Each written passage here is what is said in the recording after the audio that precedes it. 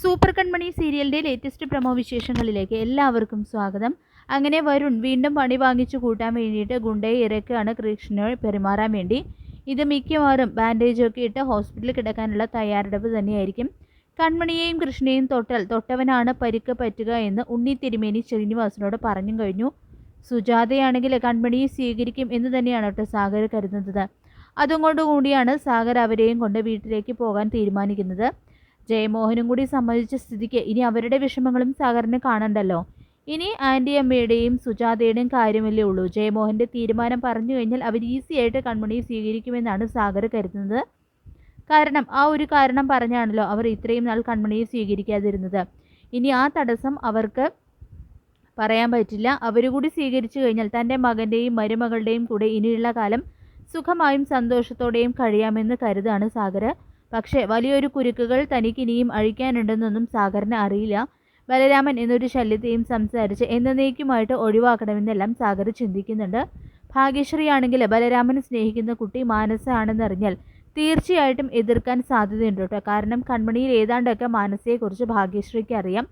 അത് പറഞ്ഞാൽ ബലരാമന് ഒട്ടും ഇഷ്ടപ്പെടാതിരിക്കാനും അനിയത്തിയും ഏട്ടനും തമ്മിൽ വഴക്കുണ്ടാക്കാനും സാധ്യതയുണ്ട്. ബലരാമനെ സാഗർ കാണുന്ന കാര്യം എങ്ങനെയോ ജയിലിൽ കിടക്കുന്ന സുമിത്ര അറിയുന്നുണ്ട്. അത് സുമിത്ര ബാലുവിനെ വിളിച്ചറിയിക്കുകയും ചെയ്യുന്നുണ്ട്. ഒരു പ്രധാന സംഭവം നടക്കാൻ പോകുന്നു എന്ന് പറഞ്ഞുകൊണ്ട്. അത് ഇനിയിപ്പോൾ മാനസയെ കണ്ട കാര്യവും മാനസ ബലരാമനെ കണ്ട് അയാളുടെ ഭാര്യയാകാൻ തീരുമാനിച്ചിരിക്കുന്ന കാര്യമാണോ എന്നറിയില്ല. എന്തായാലും അത് കേട്ട് ബാലു ചിരിക്കുന്നുണ്ട്. കാരണം മാനസ കൺമണിയുടെയും കൃഷിൻ്റെയും ശത്രു ആയതുകൊണ്ട് തന്നെ മാനസ ആ കുടുംബം തകർക്കുമെന്നും അതുവഴി സാഗറിൻ്റെയും സുജാതയുടെയും അധപതനം നടക്കുമെന്നും അയാൾക്കറിയാം. അതുകൊണ്ടാണ് അയാൾ ക്രൂരമായിട്ട് ചിരിക്കുന്നത്. പക്ഷേ അവിടെ കൺമണി എന്നൊരാൾ ഉള്ള കാര്യം അവർ മറന്നു പോവുകയാണ്. കൺമണിയെ തൊട്ടവർക്ക് ആണ് പൊള്ളുക എന്നുള്ള കാര്യം ഇത്ര നാളത്തെ അനുഭവം വെച്ചുകൊണ്ട് തന്നെ അവർ മനസ്സിലാക്കുന്നില്ല. വീട്ടിൽ കൺമണിയെയും കൃഷ്ണനെയും കൊണ്ടു ചെന്ന് സാഗറിനെ ആൻറ്റിയമ്മ കണക്കിന് ശകാരിക്കുന്നുണ്ട്. എന്നെയും സുജുവിനെയും ചവിട്ടി തേച്ച് കൊണ്ടുപോയവരെയും കൊണ്ട് ഇങ്ങോട്ട് വരാൻ നിനക്ക് എങ്ങനെ തോന്നിയെന്നൊക്കെ ആൻറ്റിയമ്മ ചോദിക്കുന്നുണ്ട്.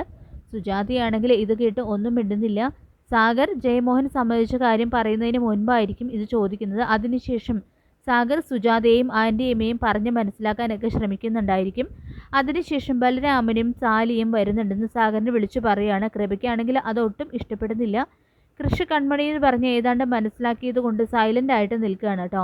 അതിനിടയിൽ മഹിയും ദേവിജിയും സംസാരിക്കുമ്പോൾ ഇനി അങ്ങോട്ടുള്ള ദിവസങ്ങൾ വളരെ അപകടം നിറഞ്ഞതാണെന്ന് മഹിയോട് പറയുന്നുണ്ട്. കാരണം എല്ലാം ഒത്തുതീർപ്പിൽ എത്താറാകുമ്പോൾ ശത്രുക്കളൊന്നും വെറുതെ ഇരിക്കില്ലെന്നുള്ള തോന്നലുണ്ട് കേട്ടോ ദേവിജിക്ക്. കൃപയാണെങ്കിൽ ബലരാമൻ ഏട്ടനാണെങ്കിലും ഉൾക്കൊള്ളാനൊക്കെ ബുദ്ധിമുട്ടാണെന്നും പറയുന്നു. പിന്നീട് ബലരാമന് വരുന്നുണ്ട് സാലിയും കൂടി. ബലരാമൻ കാല് തൊട്ട് വന്ദിക്കുകയാണ് സാഗറിൻ്റെ. അതിനുശേഷം എനിക്ക് മാപ്പ് ചോദിക്കാൻ അർഹത ഒന്നും ഇല്ല എന്നും എന്ത് ശിക്ഷ വേണമെങ്കിലും സ്വീകരിച്ചോളാമെന്നും പറയുന്നുണ്ട്. അതിനുശേഷം സാഗർ കേട്ടത് തെറ്റോ ശരിയോ അതറിയണമെന്നും പറയുന്നുണ്ട് ബലരാമനോട്. ശരിയാണെന്ന് തന്നെ സാലി പറയുമായിരിക്കും. ഉണ്ടായ സംഭവങ്ങളും പറയാനാണ് സാധ്യത.